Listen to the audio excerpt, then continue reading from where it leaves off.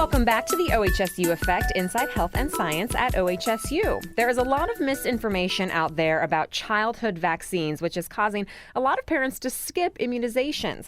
With me now is Dr. Dawn Nolt, a pediatric infectious disease expert at OHSU Dornbecker Children's Hospital. Good morning. Good morning to you. First, I think the big question, how important are childhood vaccines? Well, Lacey, I think they're very important. The goal of vaccinations is to really protect our susceptible persons, particularly young children and the very elderly, against infections. We've seen a really wonderful decline in the number of persons who suffer from infections because of the use of vaccinations.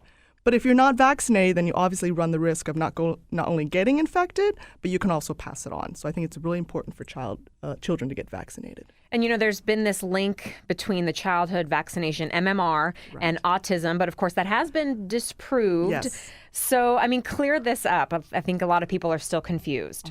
I think that it's been very clearly studied that there is no risk with the onset of autism or the development of autism or behavioral disorders linked to vaccinations.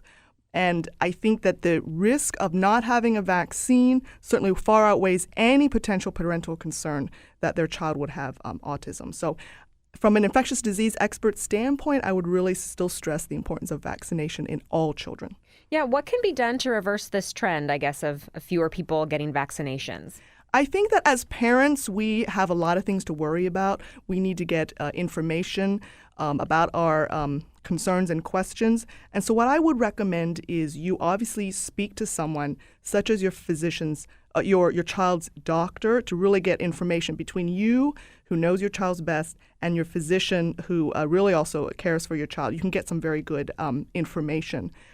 Now, sometimes the internet is actually a very good source of information, and if you want to find some websites that have very logical, scientific responses to your concerns as a parent, I would advocate for some websites. There's Voices for Vaccines, Immunization Action Alert, the National Network for Immunization Information. Those are great websites that present information in a very logical, very accessible way to parents who have concerns about childhood vaccines. And I would also look at those sites too. So I just got my flu shot not too long ago. Yeah, What about good for you. Thanks. What about kids? Should they be getting a flu vaccine? I think it's very important for kids to get influenza vaccine. In the respiratory winter season, there's so many things out there can cause colds and coughs and pneumonias. And if you just get your flu vaccine, that just takes that one virus out of the picture.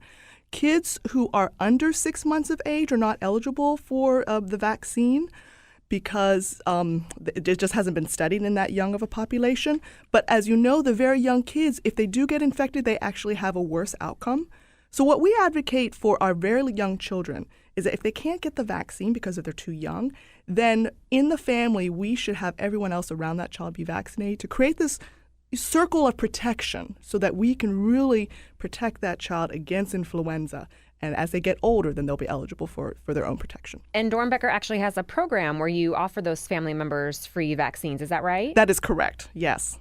Tell me a little bit about that program. Well, and any child who comes in and is cared for through Dornbecker, their family members are also eligible. And so they should ask their provider, any provider in which they interact, that they're where the vaccine is available, and they'll be directed how to get it. Well, let's talk about a delayed schedule for vaccines. I think yes. some parents want to maybe stretch it out a little Right. bit. Do you recommend that? We do not. There are some thoughts out there that parents say, well, if I delay sort of the number of shots that my child get, it's very distressing for parents to have to hold a child and get 4 or 6 shots and have that child cry or whimper. But in the end, we want to consolidate the vaccines because we really want to offer protection to our very young children, which is why a lot of vaccines are proposed for kids under 2 years of age.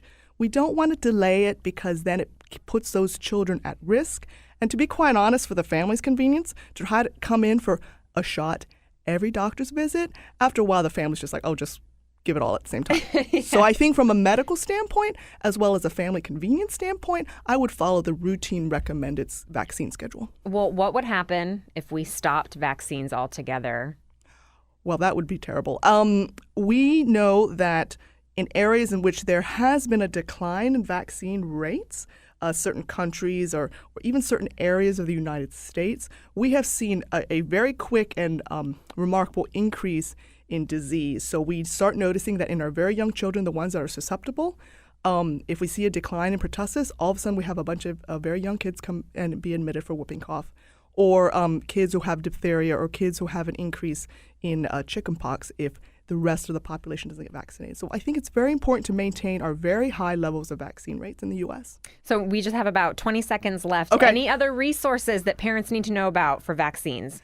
Well, other than the websites that we already talked about, I think another great area to look at is the American Academy of Pediatrics and the Centers for Disease Control. They also offer very good information about vaccines that parents will find very useful. Great. That's Dr. Dawn Nolt on the OHSU Effect on KXL.